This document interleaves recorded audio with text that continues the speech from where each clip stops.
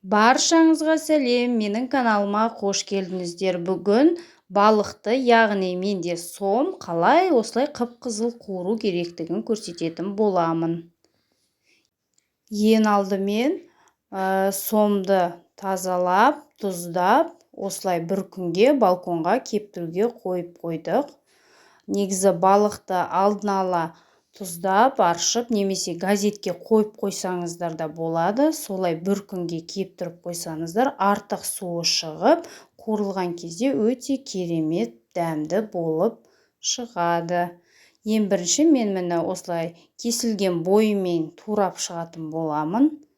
Және осында ортасындағы сүйектер егерде сіздерде кесілмей жатса, қолдарыңызбен бұрап жерсеңіздер, ол оп-оңай сынып кетеді. Балық негізінде бұл сом балығы әсіресе балаларға жеуге өте ыңғайлы деп ойлаймын. Өйткені бұнда қылтандары аз болғандықтан және үлкен ғана сүйектері болғандықтан тазалап бергенге балаларға өте ыңғайлы деп ойлаймын. Негізінде бұл балықта кальций көп болғандықтан міндетті түрде жиі балаларыңызға беріп тұруларыңызға кеңес беремін.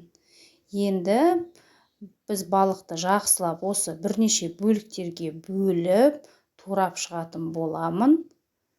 Және бұны осындай үлкен ыдысқа салып, барлығын дайындап қоямын. Негізінде сирек тұтынатын балықтың еттен де пайдалы екенін көпшілігіміз біле білмейміз. Негізінде балық еті кальций сүйекті қатайтса, фосфор ағзаның атқаратын барлық қызметіне қатысады. Балық еті адам ағзасы үшін пайдалы тағамдардың бірі, сондықтан ондағы белок, май дәрумендері мен омега 3, 6, 9 амин қышқылдары көптеген минералды заттар бар. Сондықтан балықты жиі жеп тұруға кеңес беремін. Енді табамызға сұйық майымызды құйып, жақсылап қыздыруға қойып қоямын. Жақсылап қызуы керек. Біреу білсе, біреу білмес. Негізінде сом балығының қызарып пісуі өте қиын. Негізінде сол үшін міндетті түрде осылай балықты ұнға аунатып алу керек. Жақсылап осылай екі жағына жағып шығамыз ұнды.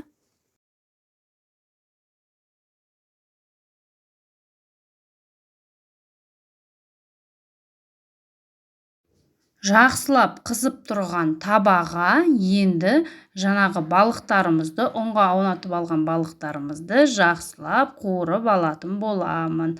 Қызарғанша қып-қызыл болып өзіңіз тексеріп отырасыз, солға дейін қызартып қуыратын боламын.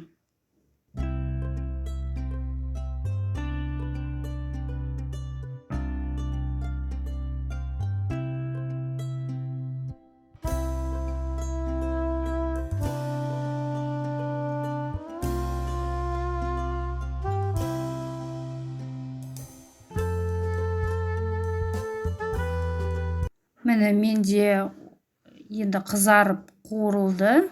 Ол үшін маған енді әркімнің пешіне байланысты маған кем дегенде 10 минут уақыт кетті.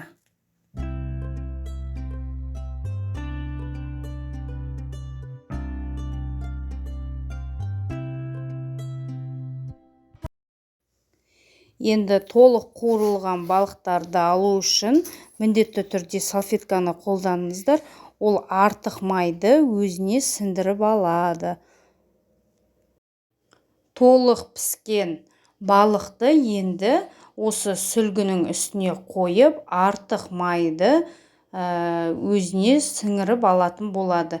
Енді сіздер білесіздер, негізінде сом балығы өзі бұлайда майлы болғандықтан осы сүлгімен, қағазбен немесе газетпен де болады, қойып артық майын сіңдіріп алуға болады.